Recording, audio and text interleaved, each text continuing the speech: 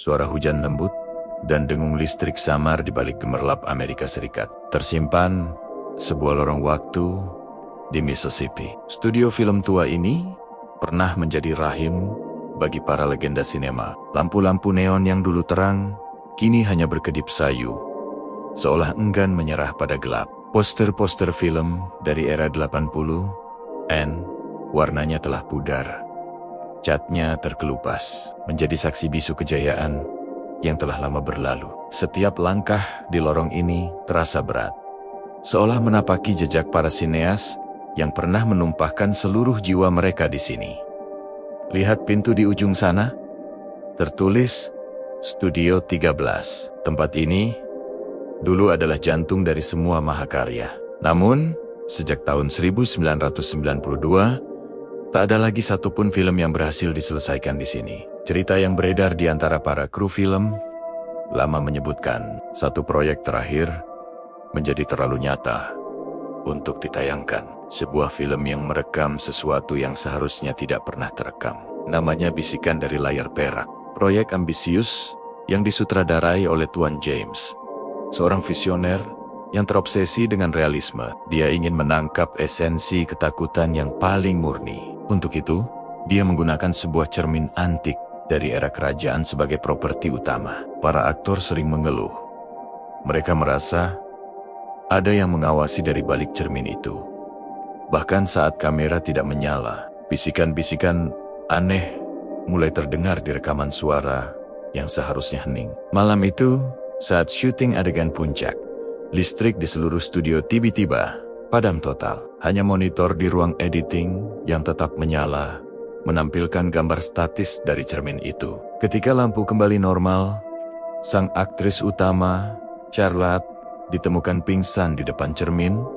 Wajahnya pucat pasi. Dia terus menggumamkan kata-kata yang sama. Dia keluar dari cermin. Tuan James, sang sutradara, menghilang tanpa jejak malam itu, dan tidak pernah terlihat lagi. Proyek Bisikan dari Layar Perak langsung dihentikan. Roll-roll filmnya dikunci rapat di dalam studio ke-13. Orang-orang bilang, rekaman itu terkutuk. Siapapun yang mencoba menyuntingnya akan mengalami nasib serupa. Bayangan-bayangan aneh tertangkap kamera. Suara tangisan wanita terdengar di antara dialog. Dan yang paling mengerikan, wajah Tuan James terkadang muncul sekilas di pantulan cermin dalam rekaman. Dengan ekspresi ketakutan yang tak terlukiskan. Studio ini menjadi kuburan bagi film terakhirnya. Bertahun-tahun kemudian, seorang jurnalis muda yang skeptis mencoba membongkar misteri ini. Dia berhasil menyelinap masuk ke Studio 13, menemukan kaleng-kaleng film yang berdebu. Dengan tangan gemetar, dia memasukkan roll pertama ke proyektor tua. Gambar mulai berkedip di layar. Awalnya semua tampak normal. Hanya adegan hitam putih biasa. Tapi kemudian dia menyadarinya. Aktor di dalam film itu seolah menatap lurus ke arahnya. Bukan ke arah kamera, tapi ke arahnya penonton satu-satunya di ruangan gelap itu. Tiba-tiba, proyektor mati. Ruangan menjadi sunyi senyap. Hanya menyisakan suara napas sang jurnalis. Dari sudut ruangan, di mana cermin antik itu bersandar, terdengar suara langkah kaki pelan. Bukan di dalam film, tapi di dalam ruangan itu. Dia menoleh perlahan.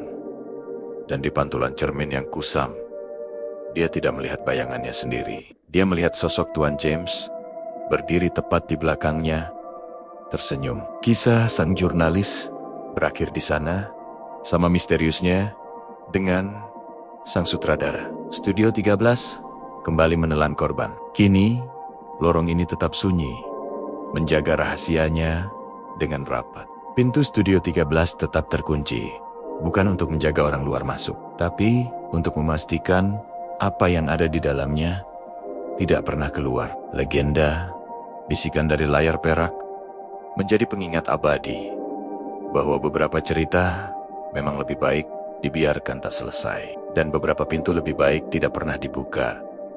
Apakah kamu berani menontonnya jika film itu ditemukan? Terima kasih sudah menyimak kisah dari sudut gelap Amerika Serikat ini. Jika kalian suka dengan cerita-cerita misteri seperti ini, jangan lupa untuk like, komen, dan subscribe channel kami. Sampai jumpa di video berikutnya.